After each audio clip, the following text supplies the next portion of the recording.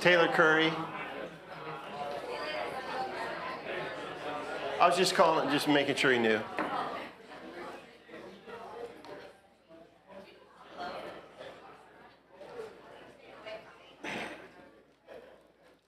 Good morning, everyone. How are you? Doing well, Curtis? Good. All right. It's good to see everyone here. No announcements today, but I did think it was really cool that David Parks is coming back for tonight. And it's kind of Parks in the Park tonight, really, if you think about it. I can't believe that Lisa didn't come up with that, with that headliner for tonight. So, I've been gone, on and off. And this week, we're going to take a little bit different approach to class. Generally speaking, we'll kind of pick a topic, right? And we were focused on living a life that matters and some of the elements of that. And then we would go through kind of the scriptures that, would help kind of guide us and help us look at, what that looked like from a spiritual perspective. And actually today, I've picked out a story in the Bible, and we're going to kind of go through that story. It's not an approach, that I would typically take, and I'm hoping it works out with the format that I like, where there's lots of engagement and lots of talking. There'll probably be a little bit more reading than I would typically do, just because I've selected 2 Chronicles chapter 20, and to really get the the whole context, you kind of have to read it start to finish. The title for the class today is "The Battle Is Not Yours, But God's." Right. So the battle is not yours, but God's. And I'd like to spend just a few minutes talking about a topic before we get into that. So if you think about the world today and kind of everything that's going on in the world today, right? Anybody feel that the world is just in a great place? Yeah. Like, is there anybody that feels like, the world is just, everything's going well, right? It's actually, and it's really interesting. If you think about, where we are and kind of how society is shifting and, some of the things that are happening, politically across the globe, right? Not just, here in the United States, right? You see, France and the UK, and obviously you have, the war in Ukraine. There's just a lot going on in the world. And, let me just ask this question. I'll start with this question. So how many of you worry about the upcoming election? Is there anybody worried about the upcoming? And so without getting political, okay, without talking about one party or the other, because I don't want to go there, without getting political, what are some of the concerns you have about, the election? Morality? Okay. My concern, I guess, if we call it a concern, is that I think it's such a shame that out of all the people in this country that we have two to choose from, that we don't have any two better than what we have. That's echoed, right? So the quality of candidates on kind of both sides, right, is a concern, and morality as a whole. Which as I was thinking about this yesterday, one of the things that kind of hit me, and I'm going to make kind of a bold statement.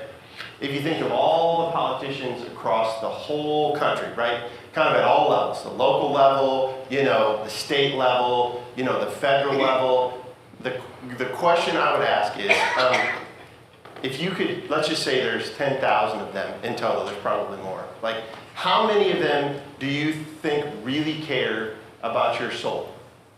Like, how many of them do you think really care about where you spend eternity? Probably none, right?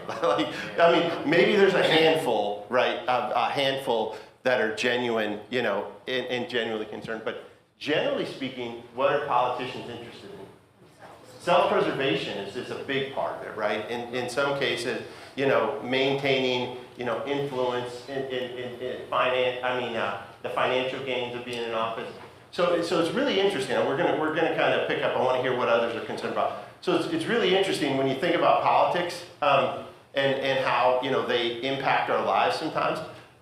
when really, nobody in office really genuinely cares about, whether or not, we go to heaven or whether or not we're moral, etc. They just maybe are on one side or the other because they're more attracted to that for worldly reasons. So what are other concerns about the election?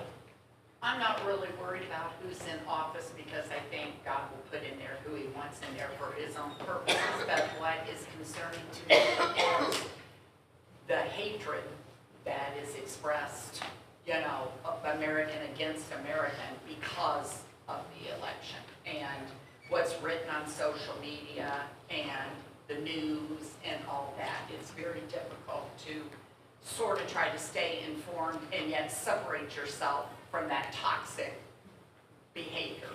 Yeah, it's really funny that you say that, Tina, because if you look at 2 Chronicles 20 and Jehoshaphat, I'll just call him Joe for the rest of the class, just to kind of shorten it up. Shannon's back there going, oh my goodness, I cannot believe you just said that. I'm going to call him fat, so you're going good. I like that, Marcy. So, if you think about the story, which, we'll look at in detail in a minute, they kind of closed ranks as a people, right? When they were faced with, a real threat, right? Like they closed, and we're kind of divided, right? We're not closing ranks at all. And so, one of the things I'd like to talk about as we get into the lesson here is like, how do we close rank as Christians? Right? Like how do we, come together more frequently? And we don't do this, right? I don't know what it looks like, but I mean, how often do we spend, a service really praying, for our country, or spend time, really praying for, our leadership? Like, when do we close ranks, right? And not just this church, but maybe congregations across the country, right? I mean, I know we're all individual congregations governed individually, but like, how much prayer do we put into, the direction of, where we're headed? And Tina, to your point, reducing the divisiveness, right? Like, and would it help, right? I mean, of course, we would, obviously pray and put it in the Lord's hands, but I think there's probably more we can do. So what I'd like to do is take a look at, the scripture here. I'll read it and we'll kind of go through it, and then we'll kind of cover some different elements of it, and we'll have some discussion along the way. So, as you guys probably, if you in first service noticed, I'm not the greatest reader out loud, and there's a lot of big words here. so I may paraphrase. Marcy, you want to read for me? No. I'll start it if you want. Yeah, why don't you go through? We're in 2 Chronicles. Yeah, 2 Chronicles 20, and maybe Marcy, if you would go through, say verse. Why don't you go through verse 9, if you would? Sure. That would be greatly appreciated. 2 Chronicles 20. Now it came about after this that the sons of Moab and the sons of Ammon, together with some of the Meunites, came to war against Jehoshaphat. Then some came and reported to Jehoshaphat, saying, a great multitude is coming against you from beyond the sea, out of Aram, and behold, they are in Hazan Tamar, that is En-Gedi. Jehoshaphat was afraid, and turned his attention to seek the Lord, and proclaimed a fast through all Judah. So Judah gathered together to seek help from the Lord. They even came from all the cities of Judah to seek the Lord. Then Jehoshaphat stood in the assembly of Judah and Jerusalem in the house of the Lord before the new court, and he said, O Lord, the God of our fathers, you are not God in the heaven. Are you not God in the heavens? And you are ruler over all the kingdoms of the nations. Power and might are in your hands, so that no one can stand against you. Did you not, O our God, drive out the inhabitants of this land before your people Israel, and give it to the descendants of Abraham your friend forever? They have lived in it and have built you a sanctuary there for your name, saying, should evil come upon us, the sword or judgment or pestilence or famine, we will stand before this house and before you, For your name is in this house, and cry to you in our distress, and you will hear us and deliver us. Thank you, Marcy. All right, so if we just kind of look at those 9 verses, what are some things that jump out at you, as you think about, what they were faced and kind of what the response was? And then secondarily, how can we apply that, to today? Is there any application to today? Well, it's obvious. Go ahead, Like Phil. the back was against the wall, right? Yeah, absolutely. And so it's when you're in trouble and you're in dire straits, that a lot of people, that's when they turn to the Lord instead of trying to build that relationship with Yeah. Him all the time. Back to the wall, right? Right. Turn to the Lord. All right, He good, was Phil. afraid. Pardon? He was afraid. Yeah, there was a genuine fear there, right? A very genuine fear. Bill, go ahead. That's what I was going to point out, is that in verse 3 it says, he was afraid, so fear did not drive him in the wrong direction. It drove him to put his face to the Lord, and then he called for a fast. And so it was a dedicated, we will focus on God, and we will dedicate the fast towards that focus. Yeah, I think, Bill, you hit the nail on the head there from a standpoint of if you think about the application to today, right? There can be a lot of anxiety about, what may happen, in the coming months and kind of beyond, right? And the answer is, putting your trust in the Lord, right? And one of the things that I liked about this, and I, by no means, an expert on the Old Testament, but I really loved how they reinforced what God had done, previously, and how His actions previously, were a blessing, right? And if you actually, as you get through the whole, chapter, all the verses, there's kind of constant reminders that, the Lord cleared the path for them. The Lord, blessed them. The Lord did all of these things for them. That's what I draw out of this, right? So if you look at time, you look at history, there's always periods, like I was born in the 60s, grew up in the 70s and 80s. I can remember my parents having the same conversation we're having now. Things are changing, man, the devil's working hard, things like that. Look at the times, look at these young kids in the 60s, oh my goodness, blah, blah, blah. What's constant is the Word. What's constant is God. And you have to remember what He's done for you. Remember what He's promised. He didn't promise us a great life here on earth. He promised us heaven if we're faithful. So I think that's the goal. It's hard. It's very hard to keep that. And the devil works hard. Communication today is his medium, because he's spreading fear, negativity, who is God, things like that. And we just have to remember that we're His people. Stay faithful and just get through it. And the prize is heaven. Yeah, Shannon likes to say there's nothing new under the sun. And kind of to your point, right? If you think of the various, decades over the last 50 or 70, years, and probably even before that, right? But, every single one faced, monumental change. And the further we've progressed away from, kind of the start of our nation, right? The further we've kind of gotten away from God, in many respects, right? What's really interesting about that, one of the things Shannon and I were talking about, if you think about where we are today as believers, and then you think back to, the early believers and kind of the persecution that they faced, right, relative to what we faced, right? They could be hung, crucified, burned, lose all their possessions. We're still a long way, away from that in this country, right? That doesn't mean that 50 or 75 or 100 years, we may not be there, but we're still a very long way, away from, where the early believers were, right? So I'm going to kind of keep reading here in verse 10.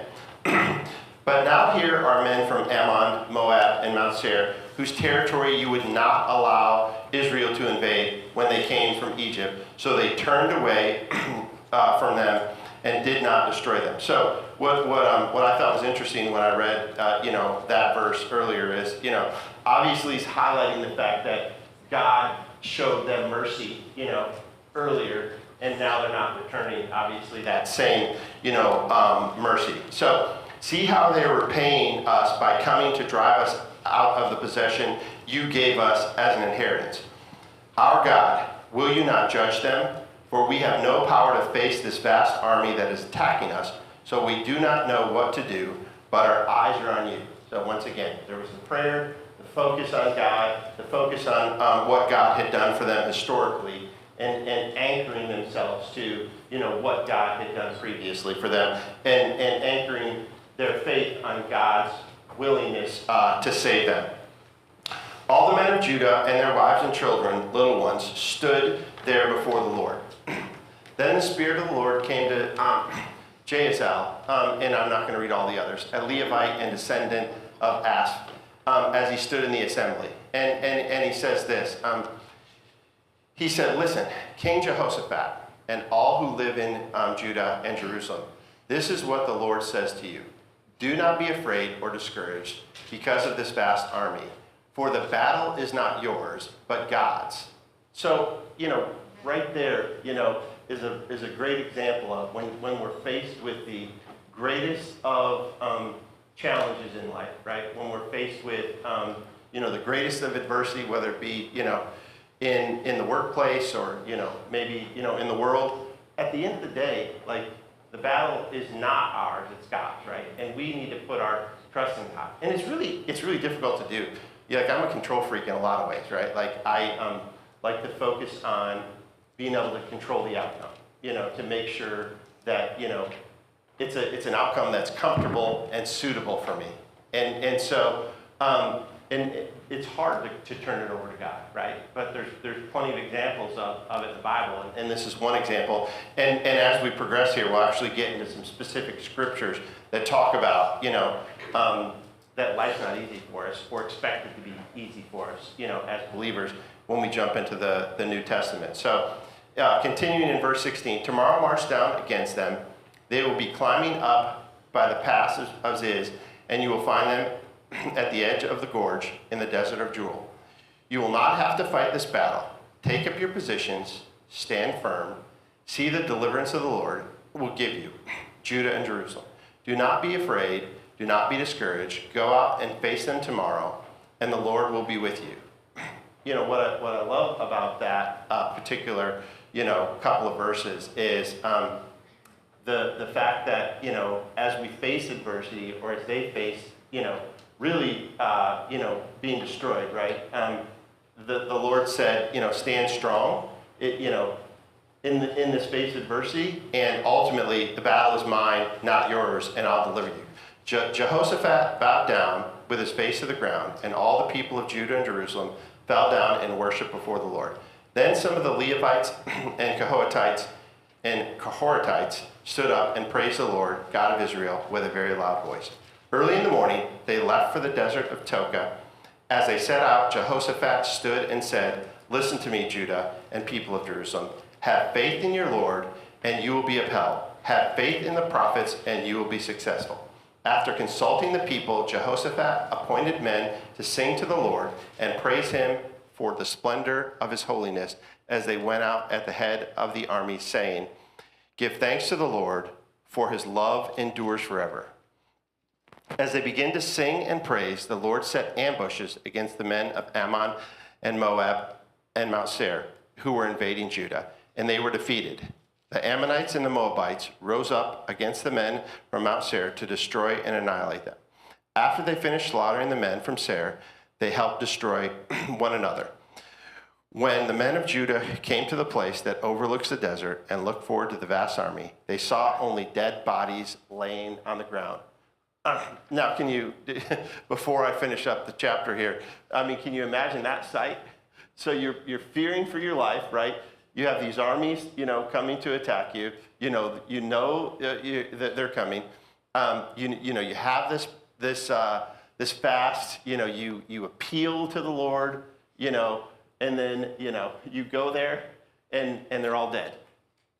Like, I mean, imagine, just think back on history, like, what that would have been like for them, right? Sometimes I like to try to put myself back in, the experiences, that folks in the past had. That had to have been just an incredible, sight. And so to wrap up here, no one had escaped. So Jehoshaphat and his men went to carry off their plunder, and they found among them a great amount of equipment and clothing, and also articles of value. This is my favorite part. More than they could take away. There was so much plunder that it took 3 days to collect. On the 4th day, they assembled in the valley of Becherah, where they praised the Lord. This is why it is called Valley of the Becherah to this day. Then, led by Jehoshaphat, all the men of Judah and Jerusalem returned joyfully to Jerusalem, for the Lord had given them cause to rejoice over their enemies. They entered Jerusalem, and they went to the temple of the Lord with harps and lyres and trumpets. The fear of God came on all the surrounding kingdoms when they heard how the Lord had fought against the enemies of Israel, and the kingdom of Jehoshaphat was at peace, for God had given him rest on every side. So I've talked a lot so far. What do you think about as you read about, what are your observations as you read those last, 16 or so, 15 or so verses?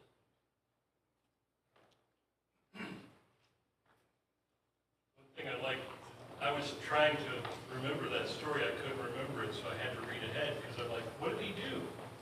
What did God do? Did he hit him with lightning? Did he cause a flood to happen? What did God do? And you stop and you realize that Jehoshaphat and his army marched to face the oncoming horde with no clue, no idea what God was going to do. And then God said, I know, I'll have them kill each other. He turned them on one another. Yeah, I mean, we don't want to get our hands dirty. I don't want Jehoshaphat's people to get involved. I'll have them kill one another. And you stop, you think, no, that's not going to happen. No, would they have anticipated that? Not ever, right? So they still had to leave the town, put their sword in their scabbard, and go to face this huge army that was coming at them without any clue of what God was going to do. What was their relief like? How relieved were they? It's like, they're already dead. And there's lots of plunder. It's a great, it's just, it's a great story of relief based on faith, stepping out by faith. Yeah, very, very well said, Bill. As I was reading it, I was thinking, like, I wonder what was said or what happened to turn them against one another. Like, how did that all play out? Yeah, something to talk about somebody's sister, I'm sure. Somebody offended somebody about something, right? It's just like, so thanks, Bill. I really appreciate it. Any other thoughts or observations there? Jason? Oh, sorry, Tina. Well, I was just going to say, God brought the victory, but they still had to act. Ooh, very good point, right? Yeah. Ultimately, God delivered them, but to Bill's point, they had to go through all, everything they needed to do. So that's a great point, Tina. Like, what do you think, and I kind of already said this, but what do you think it did for their faith, right? I mean, how could you not, just be on fire after, seeing, something like that, right? Like, It would definitely increase it. yeah. It's going, wow. You'd be in awe. Absolutely. Yeah. Going, how could this be? Yeah, which is kind of interesting that you say that. If you think about the things in the Old Testament, right, and the things that they observed, right, and you wonder kind of probably what they thought about them, how they were impacted, right, and then you kind of fast forward to today. I mean, there's probably a lot of things. Well, we don't see maybe we don't see them in the same way in terms of this huge battle with all these people, who killed one another that were coming for you. I mean, there's equally things we can look to as actions God took, that were for our betterment or for the betterment of our faith, right? And Marcia, were you going to say something? Yeah, back then, if, I don't know if there's people that were like, their faith was just not good. I can just imagine that the people who saw those dead people were probably just going back there saying, I gotta show you something. There's no way you're not gonna believe after you see this. Which, by the way, makes me think again that I has a dark sense of humor. But you can bring that forward when things happen that we can't explain or that are just obviously the work of God in our lives. We need to be running to those people and say, I gotta show you this. I gotta tell you this. You're not gonna believe this. There's only one solution or explanation for this. It's the same thing, only now without the dead body. Yeah, and I'm glad that you said that, Marcy, because I had an example, and I would have forgotten it if you had not said it, right? So I'll come to you just one second, Joel. So there's a family that we know, the in-laws were preachers, the preacher and his wife at the Marshall Church of Christ. Some of the most, devout, holy people that you will ever meet, in your entire life. Tina, right? You know what I'm talking about? Unbelievably holy, right? And so there was a scenario where the son-in-law recently went to the doctor, and, they did some tests and told him, he's a preacher as well, that he had a big mass in his throat, and that they were going to operate. Obviously didn't know what that mass was, right? So he shows up for the day of operation. They go in to operate. There was no mass. There was no mass. No, obviously, medical people make mistakes, right? Medical imaging are wrong, but that's a scenario where you have to look at it and you go, that's a really, a modern day just, miracle in many regards, right? Whether it be he was misinformed, at the doctor and the relief was there was no mass, or whether, there was an answer to prayers regardless, right? No mass. And there was a lot of prayers, that went up. And so that's one of those things that you can look at and say, there were prayers answered, right? Whether there was mass and then there was no mass, or whether there was no mass to begin with, prayers were answered there. So Joel, sorry. So I was going to say, Marcy was saying, when you come upon this scene of all these dead bodies, a person of faith, these guys have been praying for deliverance. And they come up and say, this is an act of God. God did this. And the text tells us that in verse 22, the Lord set ambushes, and there was infighting between the other tribes, and they destroyed one another. And I think it can help us see that God is involved in everything. There's not just a coincidence. So if a person of the world came upon this scene, they may be able to say, oh, wow, here's what happened, and it was coincidental that we were delivered. And I think that's happening every day in our lives, where we can say something is a coincidence, or we can look at it from the perspective that God was involved in what happened. And it's easy to look back in hindsight, I think, too, and say, clearly God was involved in the decisions that were happening in my life at that time, because it's delivered me to this position today. And so I think that's just what we got to do is, don't think that things are just coincidence after coincidence after coincidence. God is involved in every step of that, just like he was here with this battle. Yeah, I think, listen, that's a powerful way to look at it, Joel, because at the end of the day, it really is easy to take things, for granted, right? And I don't know how anybody, you obviously said it, but anybody have any kind of things that you do, in your personal life to help you, maybe see more easily the work that God does in your life? Hey. I look for evidence, Okay. whether it be who I meet during the day. It amazes me out and about how many people the Lord brings in my radar that pray with me, and they don't even know who I am. But they have that confidence in whatever way. So I always look for evidence. Imagine the group of people who had faith in the army seeing that. One guy says, with little faith, oh, they must all drink the water, stay away from the water, right? Others, like Joel, say, look at the evidence. This is God working in our lives.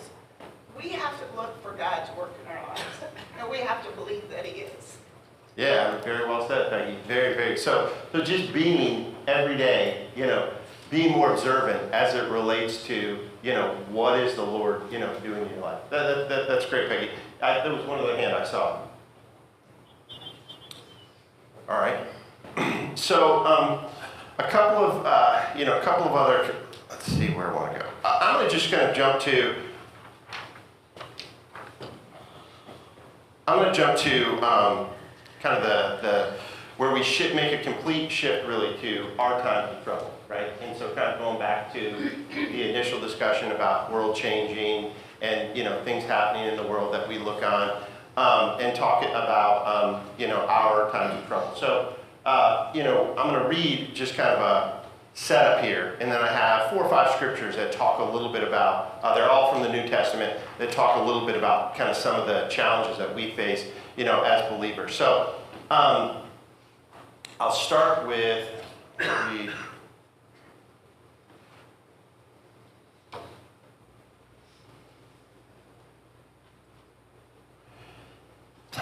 All right, I'll start with this and then I'll jump in. So, kind of a general observation from the article here was the lesson in this passage is not that God will miraculously remove every burden, obstacle, or adverse circumstance that we face in our life, right?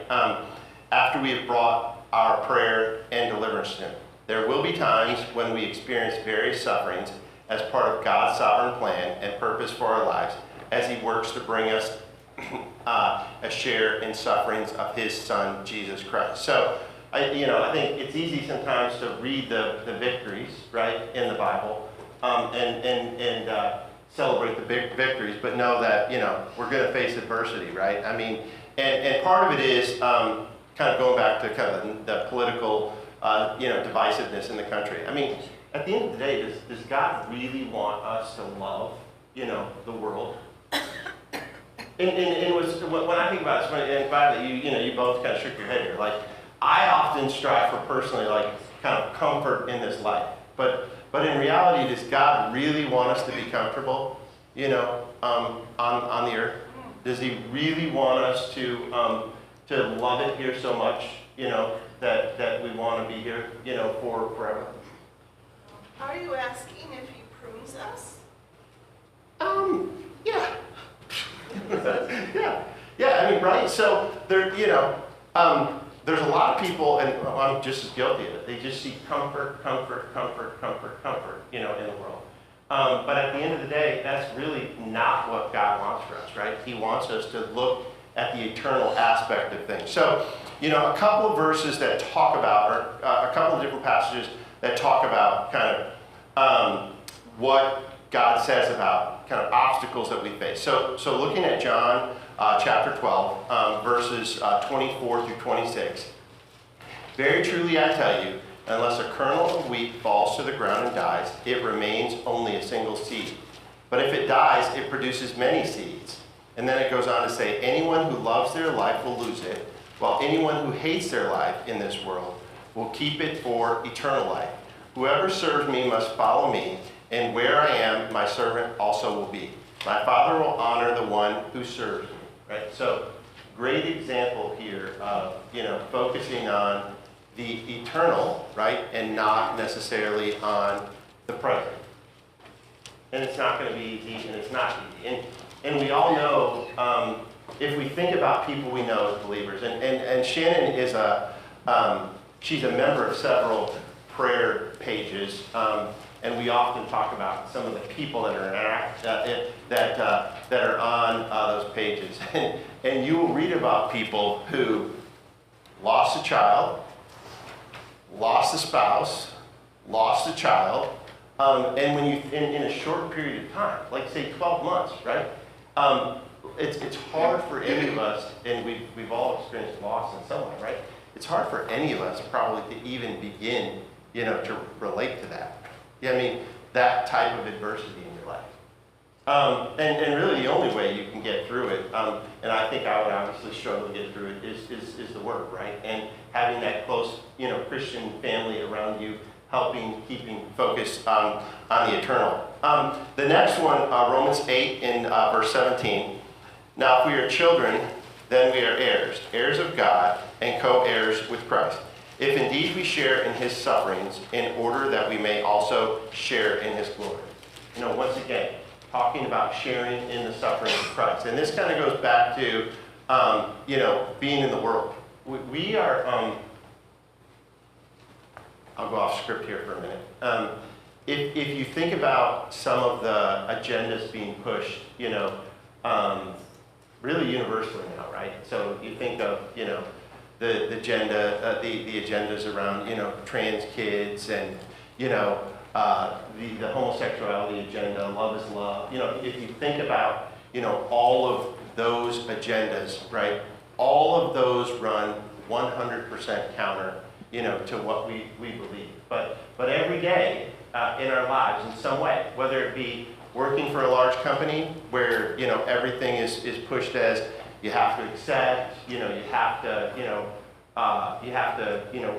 respect, promote, etc. Right? To in schools, you know, where you know you go in public schools and there's flags all around the world. You know, those things are all as Christians things that we face each and every day, and it can be difficult to know how to respond to them, given that it's so pervasive, you know, in society, right? Like, how do we respond to those? This is just kind of open discussion here. Like, how do we respond to those in the workplace? You know, when there's a general expectation about being accepting of those things. I guess you have to be an exception to the rule. You gotta be the one. I mean, it's easy to go along with the program. It's very difficult to stand up and say no. Yeah, I agree. Be the exception. What else? I think it's important that you act like Christ. He didn't hate the people. Right. He hated what they did. And I think if you approach it in that way, whether it's work or outside of work, that's who we're called to be. So. Yeah, that reminds me of kind of love the sinner, not the sin, right? You know, at the end of the day. Yeah. Bill. Every year we have to take a training that's called a training about sexual harassment. And every year when I go through this training, I think to myself, this is the absolute basic understanding of treating people the way God wants them to be treated.